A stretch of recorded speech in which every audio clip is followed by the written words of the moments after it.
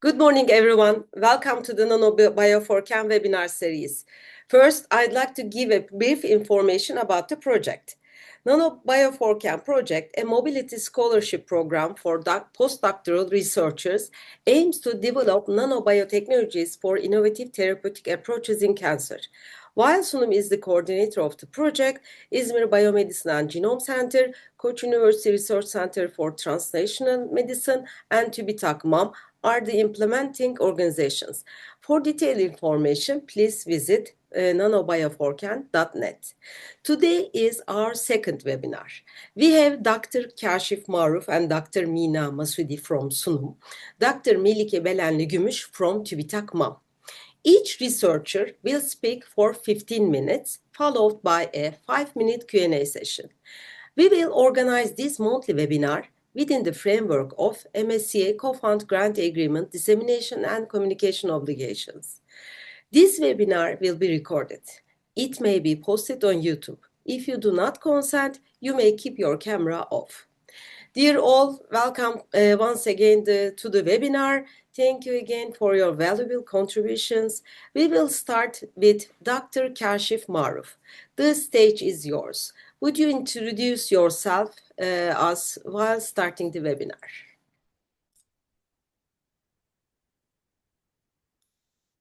Good morning, everyone. My name is Kashif Maroof.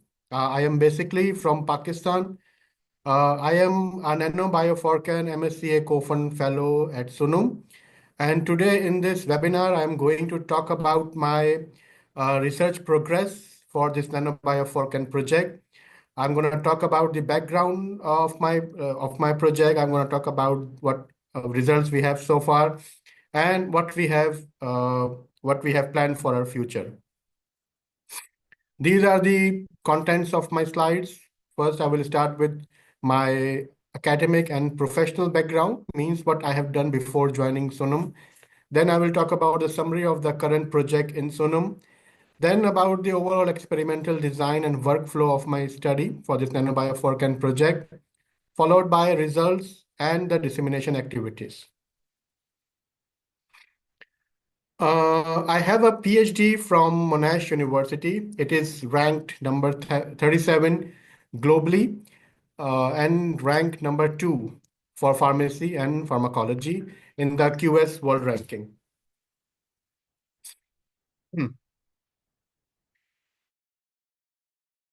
My PhD project was based with the close collaboration with an industry called EcoBishop. This is the industry that funded our project, and they were interested in exploring making formulations and marketing products for bee-based product. So as a result of my PhD, I was able to scale up and commercialize a bee product called propolis. This product is already available in the Malaysian market, and we are soon planning on bringing it to the international market. If we talk about my publication record, I have published in different categories like nanomedicine, microencapsulation, formulation development. I have also published book chapters on pharma nutrition with Elsewhere and Ville, and I have published in drying technology, ACS, pharmacology and translational sciences, and food chemistry advances. I have more than 10 papers as lead and corresponding author. For the product that I developed during my PhD, that is this propolis, it won ITEX Award 2022 in Malaysia. I was also the first runner-up for 3-minute thesis competition that was held in Monash University, Malaysia. Once we completed my PhD project, the industry was interested in exploring further for what can be done with the product. So they were interested on making this liquid product into powder forms, for which we applied for a funding that is called PPRN2. And me and my supervisor co-wrote this funding, and we won this. For this project, I was able to co-supervise Ms. Aida Karina. She was a research assistant. Apart from that, I have also been affiliated with Hamdard University, and where I was teaching various disciplines of pharmaceutics. Now, I will talk about the current research at SUNUM, what I'm conducting here. The disease that I'm targeting is hepatocellular carcinoma. Chronic liver injury often triggers an aberrant wound healing response known as liver fibrosis, characterized by excessive extracellular matrix deposition. If left untreated, fibrosis can progress to cirrhosis and hepatocellular carcinoma, the most common and the lethal form of primary liver cancer. The figure illustrates 5 stages of chronic liver disease. Stage 0 represents a healthy liver with a normal architecture. Disease begins with stage 1, steatosis, also known as fatty liver, where the liver is yellowish and enlarged. While isolated steatosis is usually benign and reversible, stage 2 marks the start of fibrosis, where a thin scar tissue collagen network forms, giving the liver an irregular surface. Early fibrosis can be partly reversible. Stage 3 involves advanced fibrosis with thick scar bands and nodular regeneration, resulting in a hard, functionally impaired liver. This stage is generally irreversible. The disease culminates in stage 4, hepatocellular carcinoma, characterized by one or multiple tumor nodules, often developing within the cirrhotic tissue. So, I am targeting hepatocellular carcinoma for my NanoBio4Can project. This disease have the fifth highest incidence in the world. It has a poor prognosis and low survival rate that is less than 20%. So this is why me and my supervisor, we felt that we need to target this disease. So if we talk about if we talk about the traditional anti-cancer treatment, it has non-specificity, it has resistance, limited efficacy, invasiveness, limited personalization, and it is cost prohibitive as well. So what do we do to overcome this kind of problems? We make nano-enabled anti-cancer treatment. How do nano-enabled anti-cancer treatment overcome the limitations of the traditional anti-cancer treatment? Well, if we talk about the non-specificity, systemic drug distribution damages healthy tissue, whereas in case of nano-enabled anti-cancer treatment, ligand receptor and EPR-based targeted efficiency can overcome this limitation. When then it comes to resistance, efflux pump and genetic mutation reduce drug uptake over time in case of traditional anti-cancer treatment. While nano-enabled anti-cancer treatment, we can encapsulate multi-drug in one mechanism, which bypasses the efflux mechanisms. Traditional anti-cancer treatment had limited efficacy due to their poor bioavailability, rapid clearance, and poor tumor penetration. Whereas nano-enabled anti-cancer treatment have enhanced permeation, sustained release, and higher tumor AUC, for which they are more promising. Traditional anti-cancer treatment are invasive because IV and surgical delivery causes patient burden and infection risk. Whereas in case of nano-enabled treatment, transdermal oral inhalation nanocarriers are under development that can be counted as non-invasive options. Traditional anti-cancer treatment has limited personalization because one-size-fits-all dosing ignores tumor heterogeneity.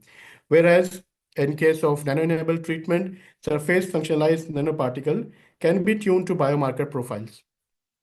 Traditional anti-cancer treatment are more costly because the chemotherapy cycles and hospitalizations are expensive. Whereas in case of nano-enabled treatment, they are more cost efficient because reduced off-target toxicity may lower total treatment cost. If we talk about the carriers of nanomedicine, we have multiple carriers, like there are organic platform, there are inorganic platform, and there are multifunctional design as well. In organic platform, we have nanomycels, we have dendrimers, we have liposome. Inorganic platform utilizes gold and silica nanoparticle. And if we talk about the multifunctional design, then modern carriers are no longer just enveloped, they are engineered for stimuli responsiveness, for example, pH and temperature responsive drug delivery system. So among these, we are especially targeting liposomes because liposomes have certain benefits to them, including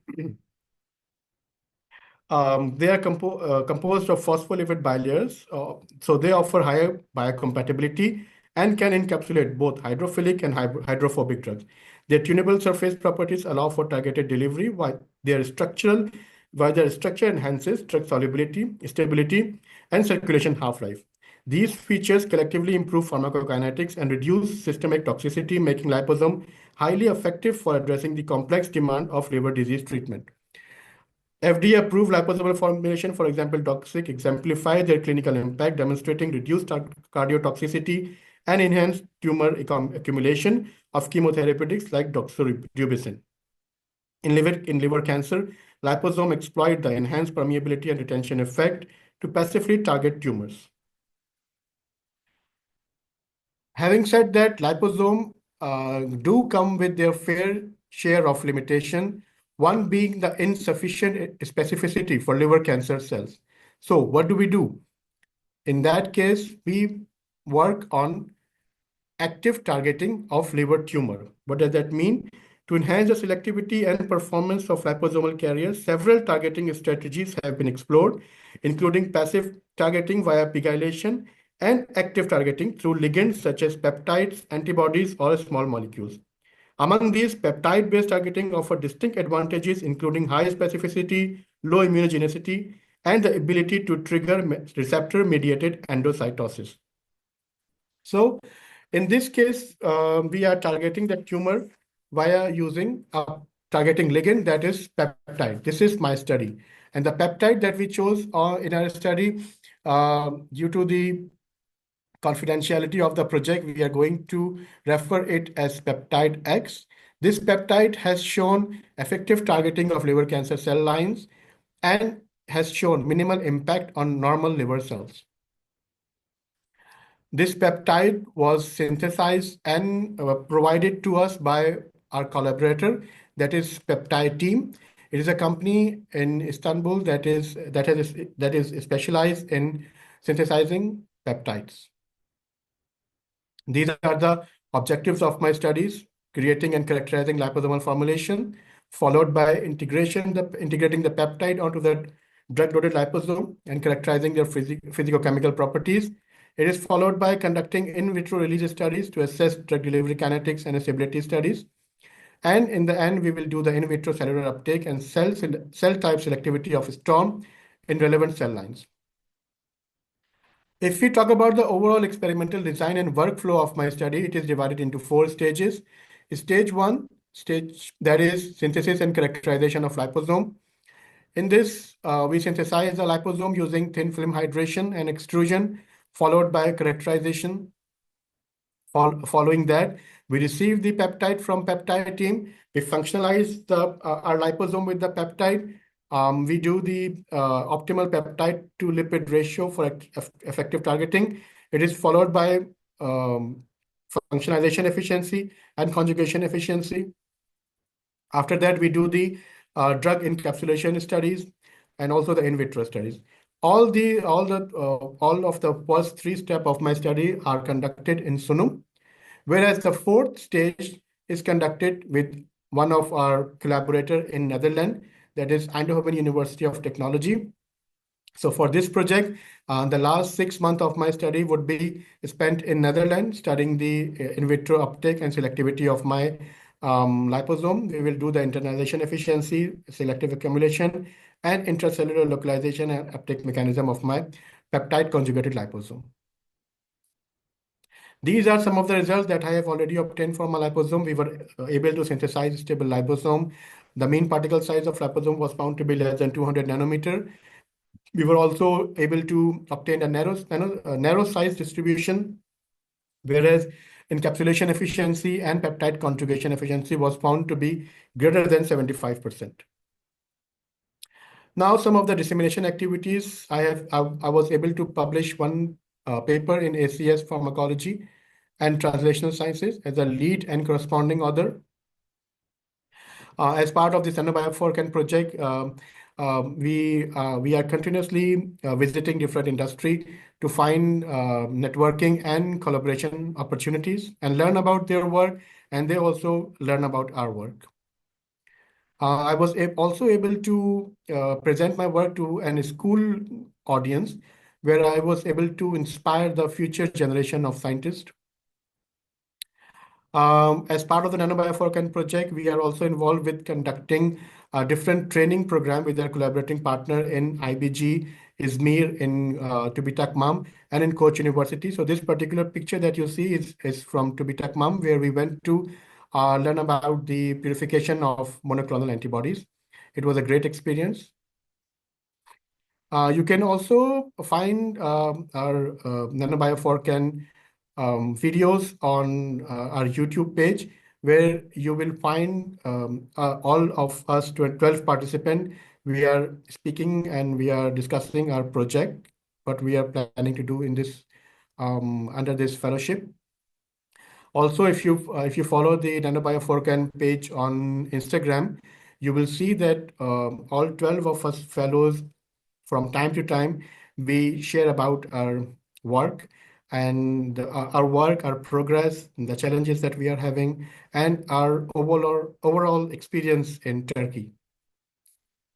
In the end, I would like to say thanks to the Marie Curie. I would like to say thanks to TÜBİTAK. I would like to say thanks to the SUNUM, Sabancı University Nanotechnology Research and Application Center, for providing me the facilities. I would like to thank the NanoBio4Can project. I would also like to thank my collaborating partner, Peptide team, and Eindhoven University of Technology. I would like to say thanks to my supervisor, Professor Rukan Genç Altur. And I would also like to say thanks to our Professor Miral Yus for her unwavering support throughout this project. Thank you so much. And now, if you have any question, you may ask.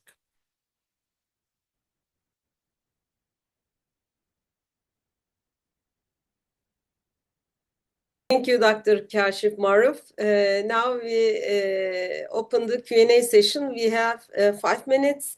You can ask directly or you can use chat box. Okay. Dr. Hanum, may I go for the question? Please. Okay. Thank you so much, Kashif, for your wonderful presentation. I'm wondering to know about this. Is there any marketed product available with this peptide, or clinical trial is going on this? Thank you so much for your insightful question, Shwet. So far, there is no peptide functionalized liposomal formulation that is available in the market. There are ongoing clinical trials that are happening that are in stage 2 and stage 3, and hopefully it will be delivered in the market. With the same peptide, is clinical trial is going on, or? Actually, no. The peptide that I am working on, it's a novel peptide. So it is not for the same peptide. It's for a different peptide, but targeting the liver diseases. Yes. Novel means how many amino acid chain is there in this peptide? As I stated earlier in my presentation, the based on the confidentiality agreement, I am not expected to share the exact information about the peptide, but I can say that it is. Are you talking about the amino acid chain? Amino, yeah. Yeah, it ranges somewhere between 10 to 15. Okay. More. Any other question? We have 2 questions on chat box. First one is from Mina Masoudi. Could you please explain how you load your targeting agent onto the liposome?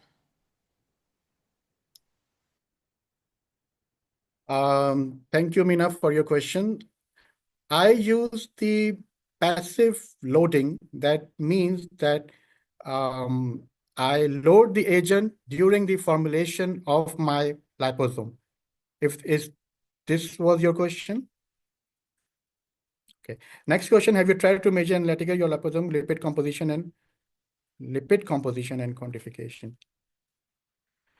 Thank you, Hamiza, for your question. No, I have not tried to find the lipid composition and quantification of my liposome, if you're talking about the lipids, but I have done the quantification of the peptide that is conjugated. If that, not of the lipids, but of the peptide that is conjugated. And I have also done the quantification of the drug that was loaded.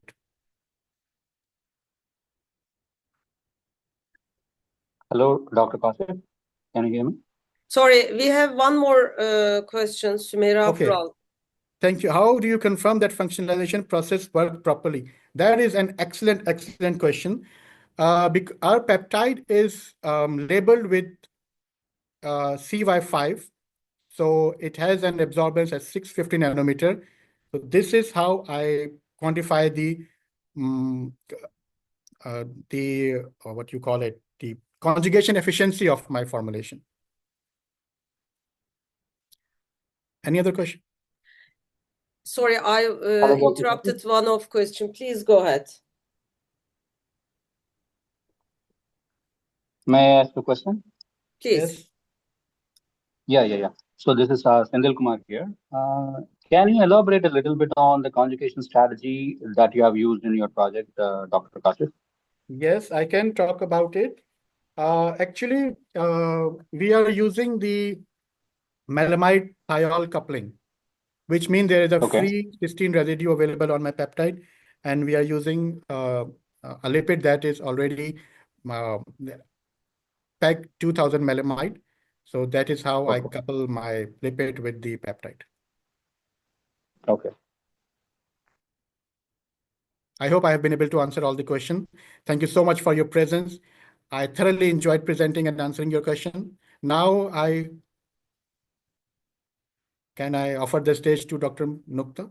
Yes, thank you for your great presentation. Dr. Melike Belenli Gümüş, if you are ready, stage is yours. Okay, thank you very much. And thank you everyone for joining us today for the webinar. Let me share my slides.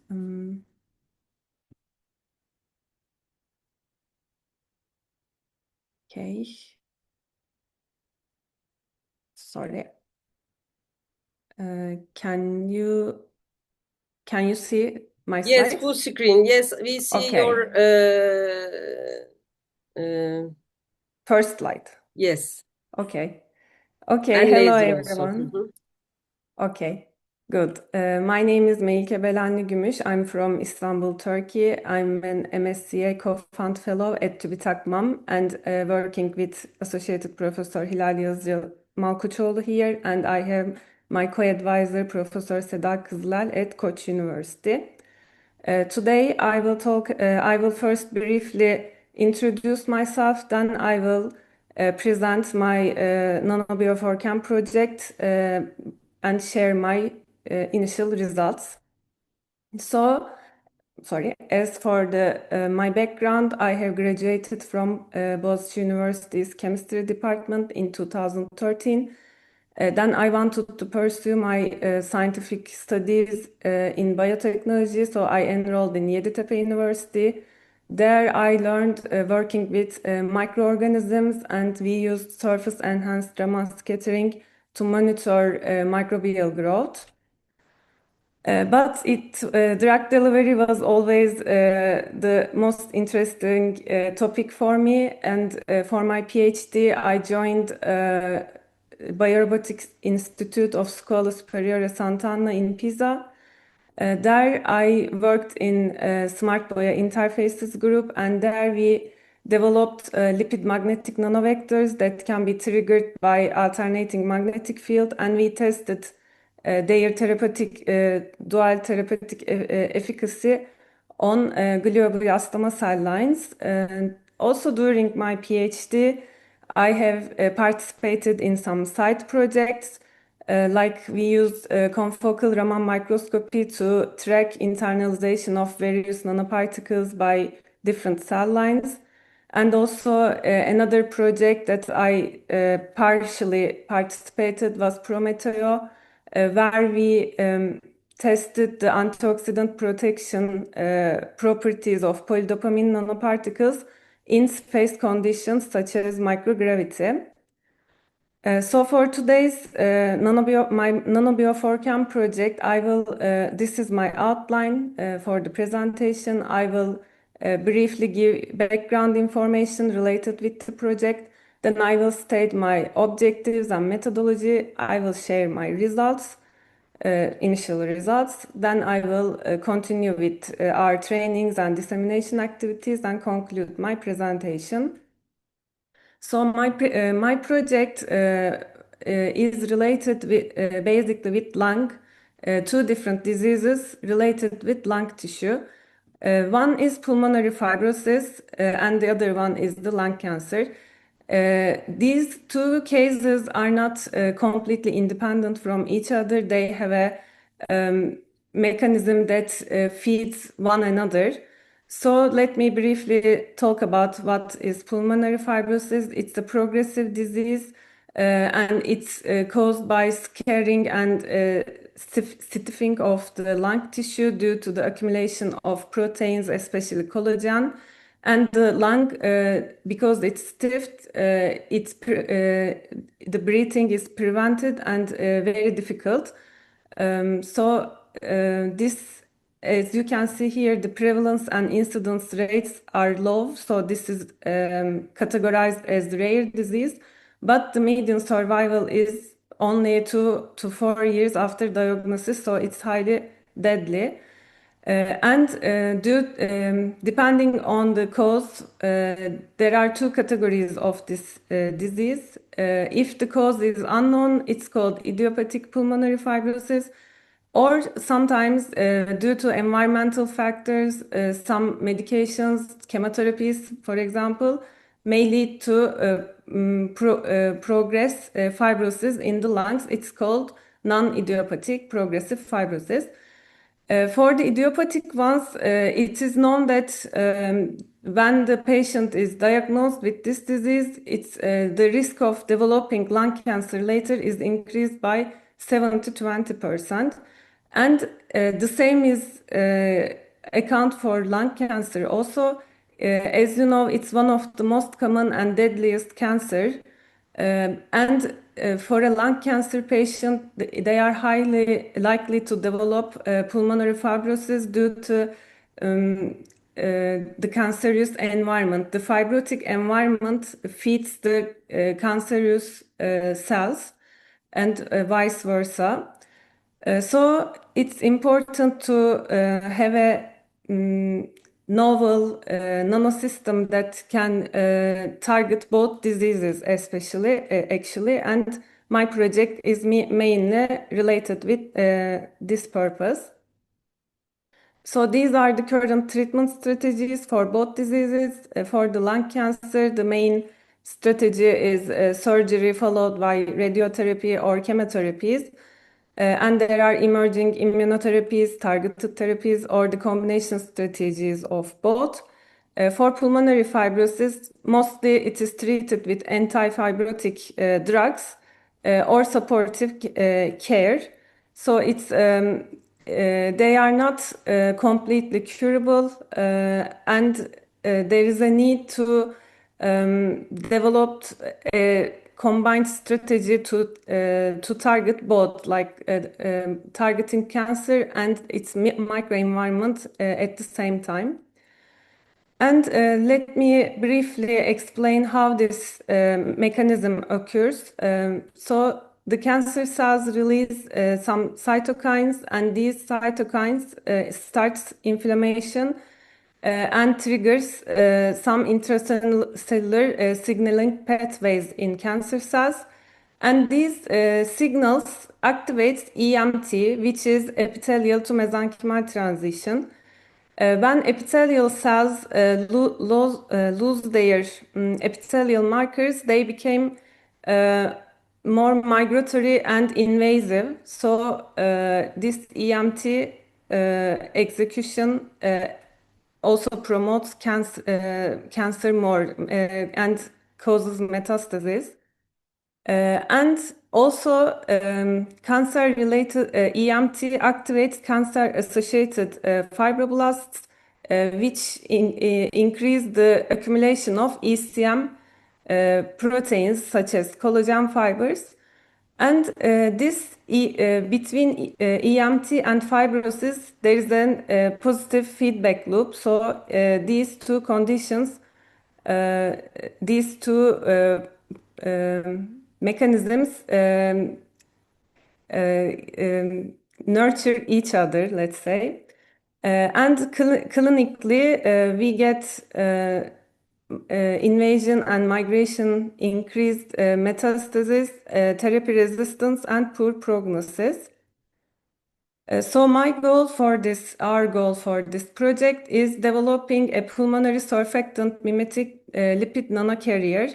This biomimetic approach will help us to improve interaction of the nanoparticle with lung environment and potentially increase their retention inside the tissue. Also, we loaded two different drug molecules. One is paclitaxel and the other one is nintedanib inside this nanocarrier. Paclitaxel is a chemotherapeutic drug that stabilizes microtubules during mitosis, so it stops the cell proliferation. And nintedanib is a small tyrosine kinase inhibitor. It inhibits key growth factors and decreases fibroblast activation, ECM protein deposition in the tissues, and due to these, fibrosis and angiogenesis can be slowed down at least, not completely stopped, but slowed down. So having a combined strategy targeting both tumor cells and their microenvironment is crucial, and we can have improved outcomes of this therapy. This is the main workflow of my project, starting with synthesizing the nanoparticles and their physicochemical characterization by DLS and TEM and their long-term and short-term stabilities, and the drug loading capacity for each drug and their release profiles individually and when they are co-loaded will be studied. After the characterization part is completed, we can move on to in vitro biological evaluation, which on lung cancer cell lines. Here we plan to do some cytotoxicity studies, migration assays, and checking the markers related with epithelial and mesenchymal transition. So our objective is reducing cancer cell viability and inhibiting fibrosis, and hopefully we can improve the therapeutic efficacy and minimize side effects. So these are my initial results, as I told you. This is the stability experiment of only the empty nanoparticles. As you can see, up to 6 months, they remain around 125 nanometers. After that, the structures changed and probably caused aggregation. And PDI values also, sorry, I forgot to change this. PDI values also support the same trend with zeta potential results. You can see that there is a slow decrease in time, increase in time. But when we come to week 6 and week 7, we can see there is a significant increase in zeta potential as well. And after that, I also prepared a set of nanoparticles that are empty, only the nintedanib loaded, only paclitaxel loaded, and co-loaded particles, and check their size, how loading different individually and together affect the size of the nanoparticles. That was interesting because I see that empty paclitaxel loaded and co-loaded gave similar results, whereas nintedanib loaded ones show higher hydrodynamic diameter. But this result should be repeated once more to be sure that this is not related with any experimental error, but the actual case. Then it will be further investigated.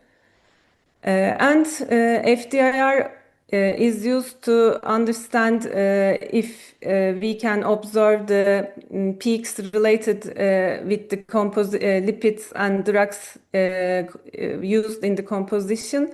So this is the individual spectra of each component of my system. And here we could see that the loading did not alter much the lipid composition and nanoparticle integrity. And we just sent samples for TEM imaging to Eskişehir Osman Gazi University. We got only the results of the empty nanoparticles here. According to TEM images, we can see more heterogeneous and a little bit larger particles, and it gives us more accurate, realistic result of our sample. So for the challenges and future work of my project, we could say that stability and variability in the formulation should be optimized, and then of course the drug loading capacities and efficiencies should be studied.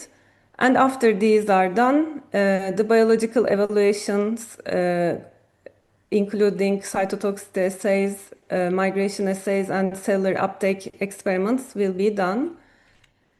So for NanoBio4Can program provides us many different training and dissemination activities.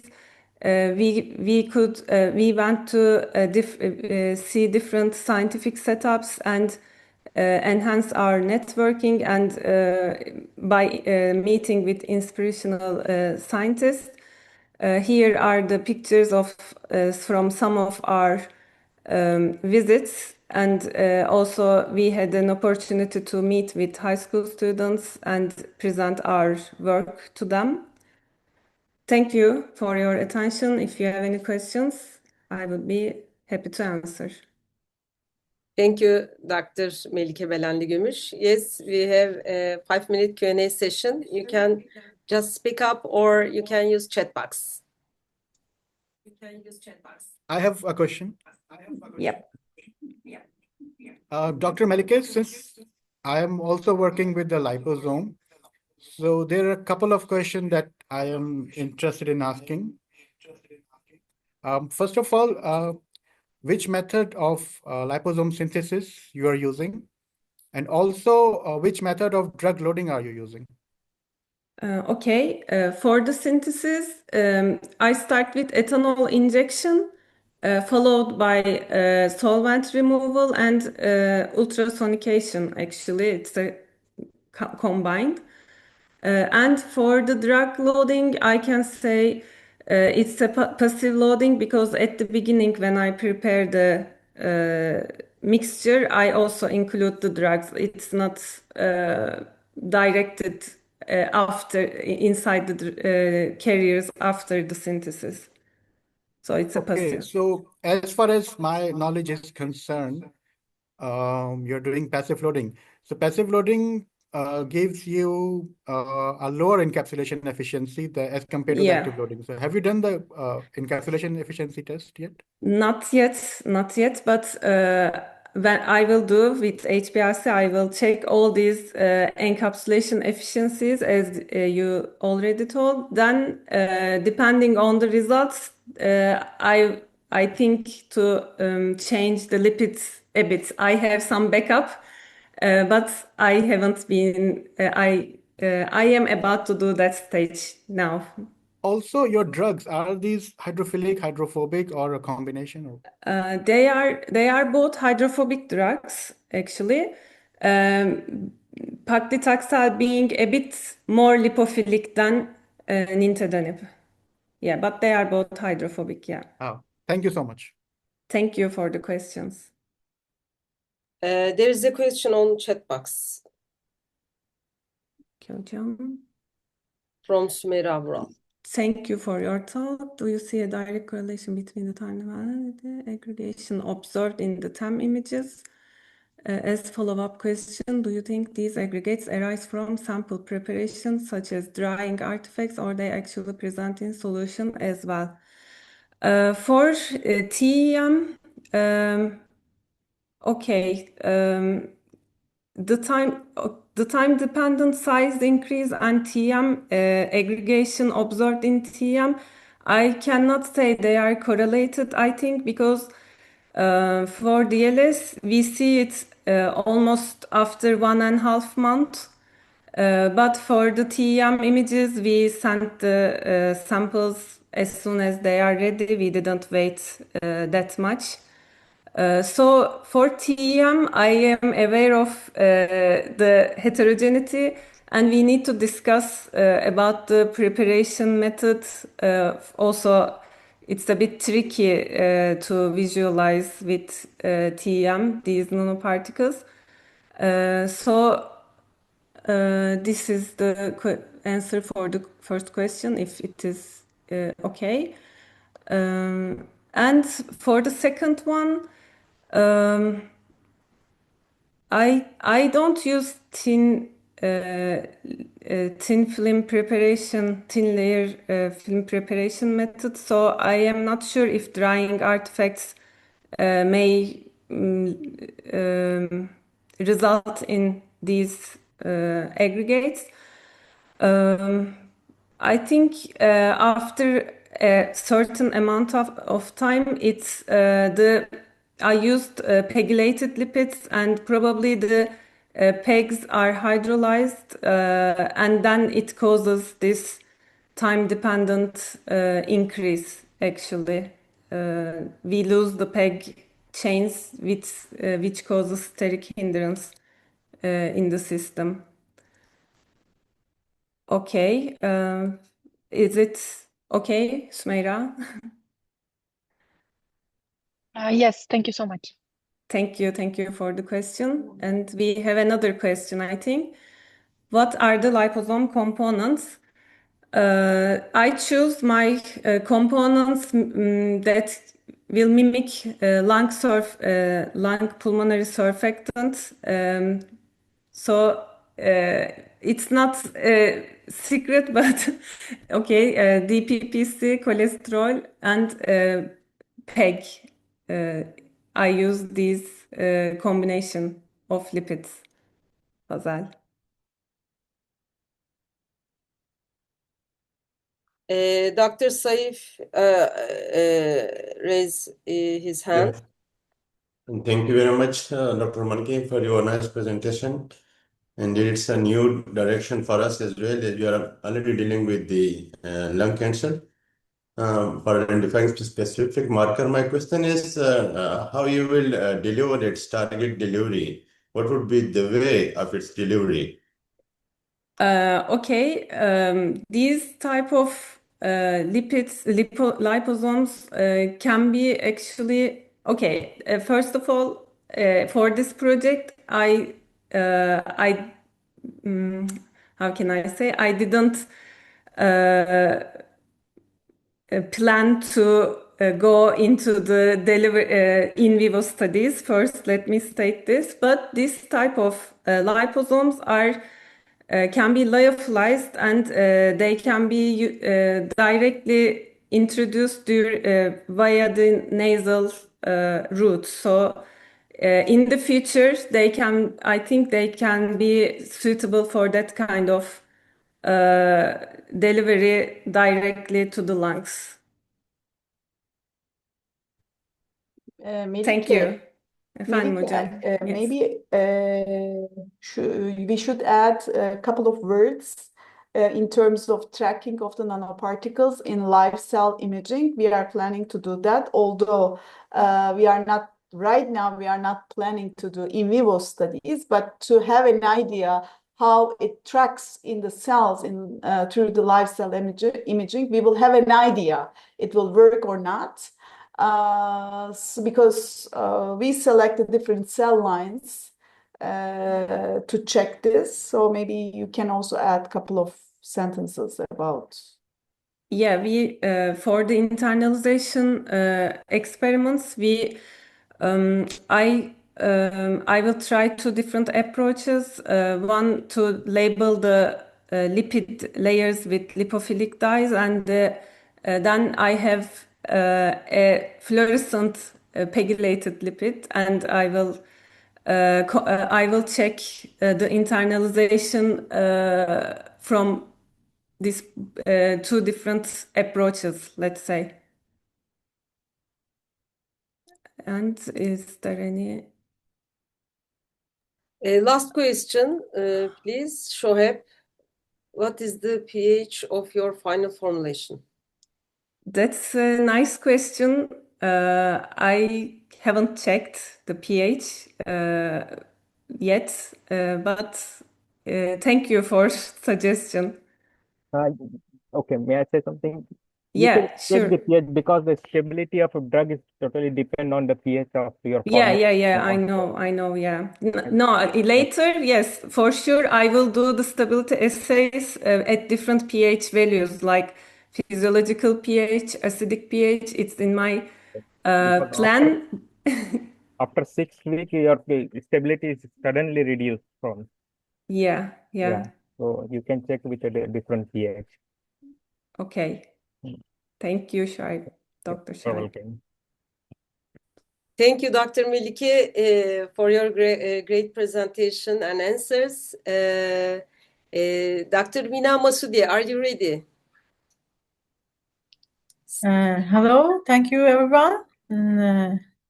Yeah, I'm just, because of the time, I'm just directly go to my presentation.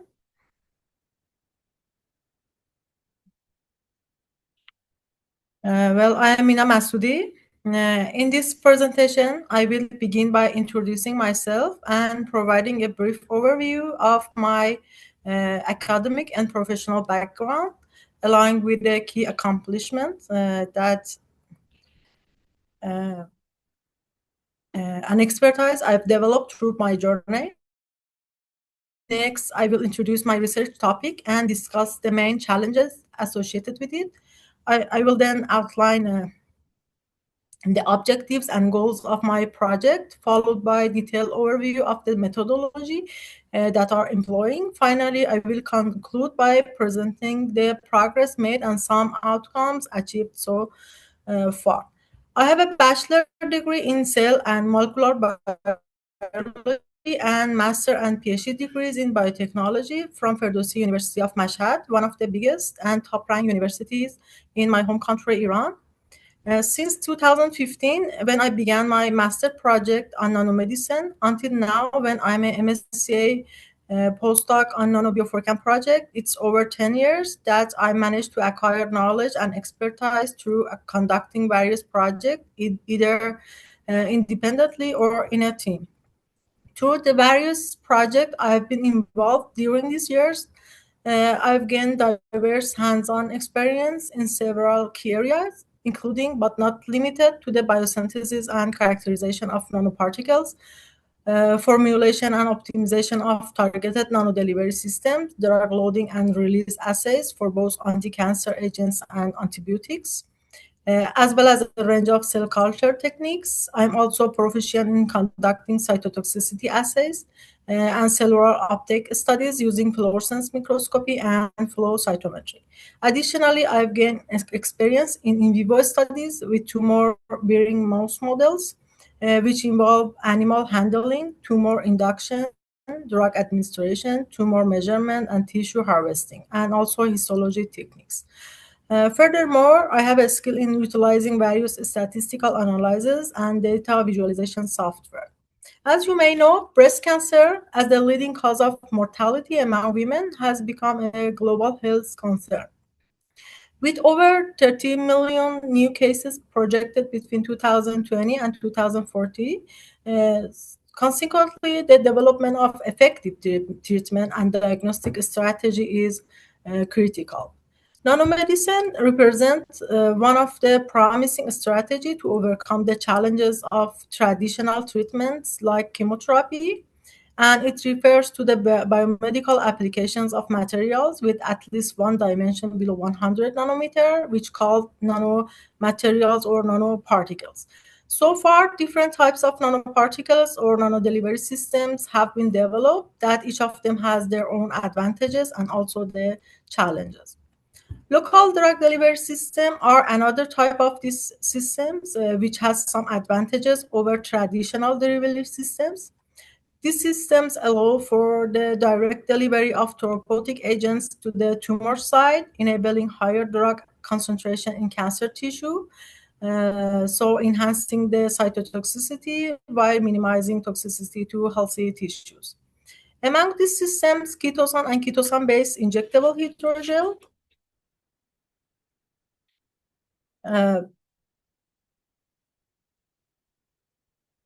are particularly attractive due to their favorable properties, including biocompatibility, biodegradability, pH sensitivity, tunable release profile, and also ease of their synthesis. However, these hydrogel face certain limitations, including low drug loading capacity, poor mechanical strength, which are critical for having an effective drug delivery systems. Until now, numerous studies have been conducted to address these challenges. And in this project entitled Tunable Maxine-based injectable nanohydrogel for breast cancer chemophotothermal therapy, or MaxiGel, we aim to address this limitation by utilizing Maxine nanosheets and also incorporating them with a synthetic polymer. Together, we expect that these components not only overcome those limitations, but also enable photothermal therapy as a promising complementary strategy for cancer treatment. In photothermal therapy, near-infrared light is used to active photothermal agent, which can effectively convert light energy into localized heat to about 15 degrees Celsius. The increased temperature can damage and kill cancer cells, while it has no effect on normal cells. At the same time, this temperature rise can trigger the release of loaded drug. As a result, in this project, the drug release profile will be both pH and temperature responsive, which is enabling more precious and controlled delivery. This dual responsive is particularly advantageous for development of advanced drug delivery system, enhancing therapeutic efficacy while minimizing off-target effects. Maxines are rising star 3D materials that first time developed in 2011 by Professor Gagazzi and his team at Drexel University. They have excellent property. Maxines, they have excellent properties, including high surface area, electrical conductivity, biocompatibility, flexibility, hydrophilicity, and photothermal conversion properties, which is favorable for photothermal therapy. Since their discovery, Maxine have found diverse applications in various fields, including energy storage, optics, and so on. And their biomedical application began in 2016, and since then, much attention as evidenced by a drastic increase in the number of research articles. Due to their diverse and excellent properties, Maxines have application in cancer diagnostics. It means that they can be used both for therapy and also diagnosis of cancer. So far, over 13 different types of Maxines were developed, which are categorized based on their metal composition and number of layers. The metal can be from this group, and the number of layers, which can be up to 5 layers. 3-layer titanium carbide Maxine is the most well-studied type of Maxine, which with extensive research literature. In this project, I'm investigating 2 types of Maxine, this kind of titanium carbide as a well-established benchmark, and NanoBio as the emerging alternative gaining recent attention. If I want to provide a brief overview about the procedure of the project, of my project, I can divide it into 5 main steps. In first step, Maxine's nanosheets are synthesized and fully characterized using different techniques. Their photothermal conversion efficiency is determined, and also their cytotoxicity is evaluated. In step 2, polymer library is synthesized and fully characterized. Then in step 3, Maxine functionalized polymer or nanohybrids are prepared in different polymer ratio and characterized. The optimized samples are then used for step 4, in which drug is loaded onto sample, and loading efficiency and release profile are determined. And in the last step, in step 5, the samples are loaded onto the hydrogel, and the final nanocomposites are prepared and characterized, and then the therapeutic evaluation is assayed. Until now, these 3 steps were done. It means that the 2 types of the vaccines were synthesized and characterized, and their cytotoxicity and photothermal efficiency were evaluated, as well as the polymer library is prepared, and the nanohybrids, or the polymer function were prepared and characterized, and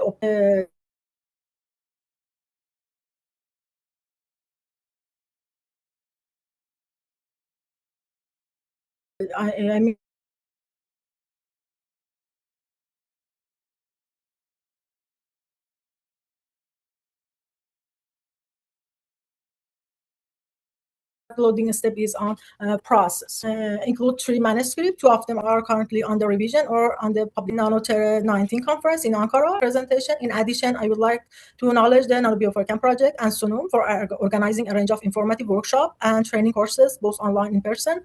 Here I can just highlight some of them, like FIB, SEM, and TM-SEM, microscopy, digital droplet PCR workshop, and also industry day that we have the privilege to visit one of the famous R&D pharmaceutical company in Istanbul, Trust Life. I also would like to express my appreciation to Dr. Nemany and her team for their support and providing a platform to conduct this excellent project. Thank you so much, everyone. Dear Dr. Mina Masoudi, thank you for your presentation. We have a 5-minute Q&A session. You can just speak up or you can use chat box.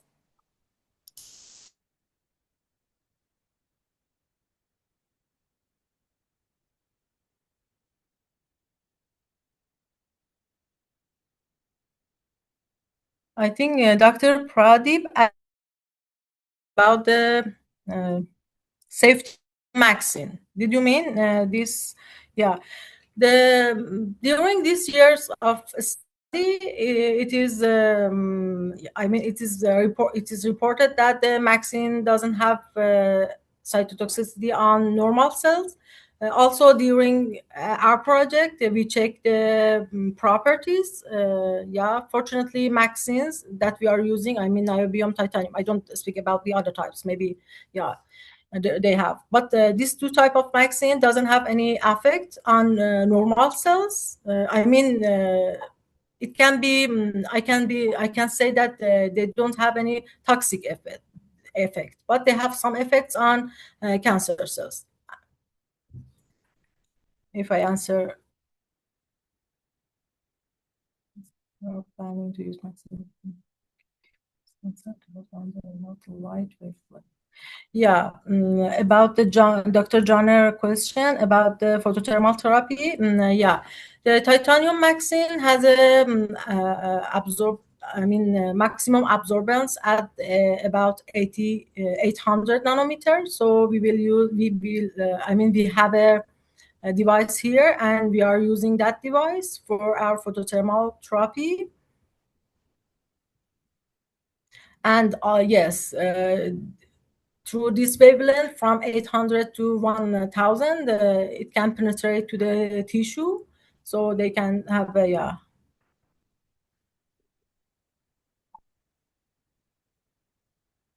About the marketing of vaccine, I can say because they develop the origin of vaccine, explored on 2011. Until now, there isn't any marketing because most of the research are still in, in preclinical studies.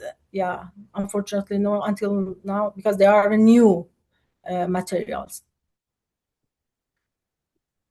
About the synthesis process, if you mean about the synthesis process of the vaccine, there are lots of synthesis process. In my project, I'm using the HF synthesis method, which is like a chemical synthesis, and rather compared to other type of the chemical synthesis, is more safe. I mean, using less hazard chemicals. I think I answered all questions. I think, yeah. The last one was answered. Fazel raised his hand. Of course.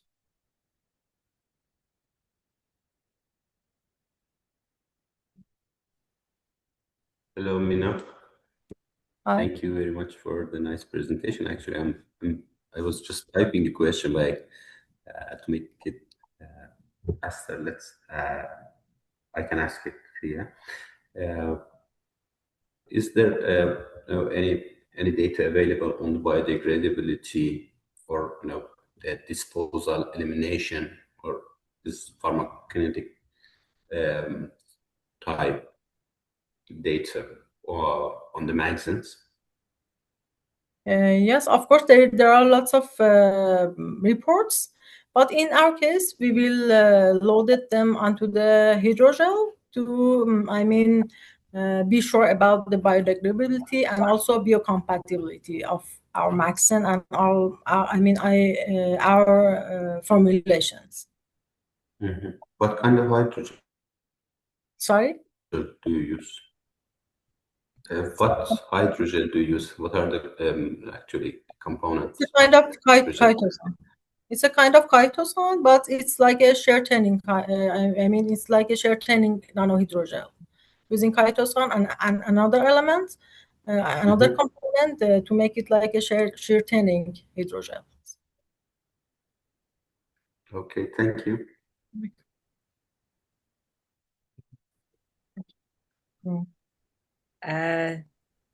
Thank you so much. You're using titanium because of its biocompatibility. Yes, and also and now low toxicity.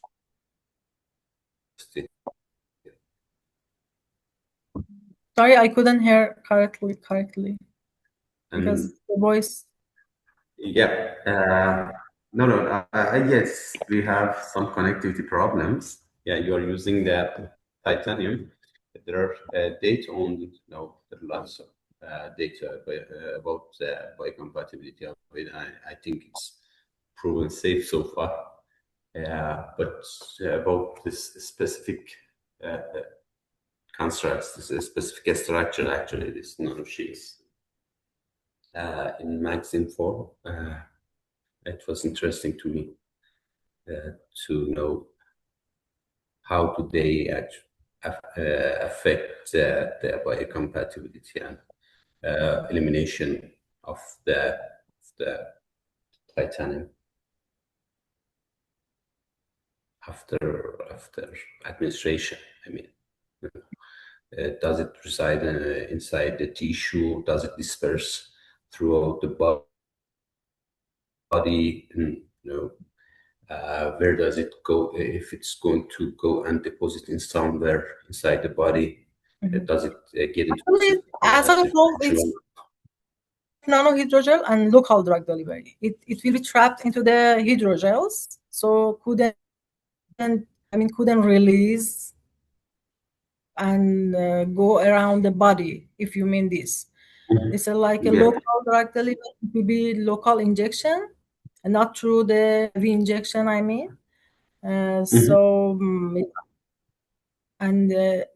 we aim to it will be remain at the same we injected, and then the drug it will be released, and so the drug will be Then at least it's what we expect to stay just localized inside the injection site and exactly don't release into the circulation. Exactly. Thank you, Mina. I enjoyed the presentation. Thank you.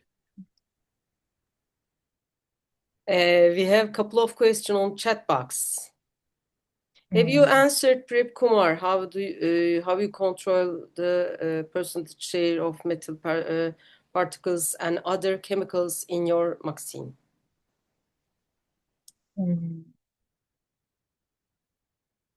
Do you mean about the size of the nanosheets, chemicals? You mean about the functionalized groups? Pradeep?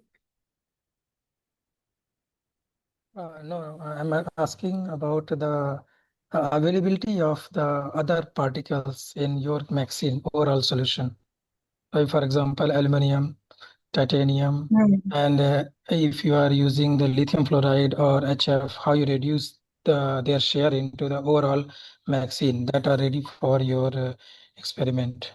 Yeah, actually there are, after synthesis, there are different techniques that we can check it. One of them is, for example, could be XRD. One of them would be FTIR, also Raman. Through the microscopy, for example, we can check from the ADX if there is a aluminum still remain or not. Even from the XRD, we can from the peak we can check it. The purity, if you mean, the purity of the vaccine, that all aluminum etched, and there isn't any aluminum between the layer. It means Okay, thanks. Thank you so much. We have a question from Sümeyra Vural. How do you ensure selective targeting of cancer cells while minimizing damage to surrounding healthy tissue during the photothermal therapy? Well, first of all, thank you so much for your question. That's a nice question. First of all, it's like a local drug delivery, as I said, and also we are using targeting agents that we want to be sure that if some materials release targeted, using this targeting agent completely find the cancer cells and don't damage other tissue, healthy tissue around. We will we are using also targeting agents. While it's like a localized delivery system, but we are still using a targeting agent. Last question from Hassan. Maxine is reported to work as ROS agent as well. Have you considered that? Yes, that's a good question. We can include it too, because for example, for antibacterial tests, usually ask us to, for example, to check the RS, and we will include it to our project to check for for the cancer also. We will check it.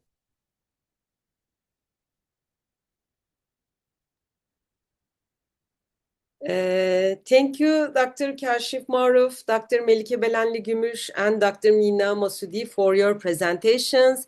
And thank you all participants for your participation. The third webinar in our series will be held on 4th of June. Dr. Müge Özkan, Dr. Nemany Abdelhamid Nemany Hanafy, Dr. Nur Hamza Binti Şuhami will present information about their research. Until then, goodbye and good luck. Thank you.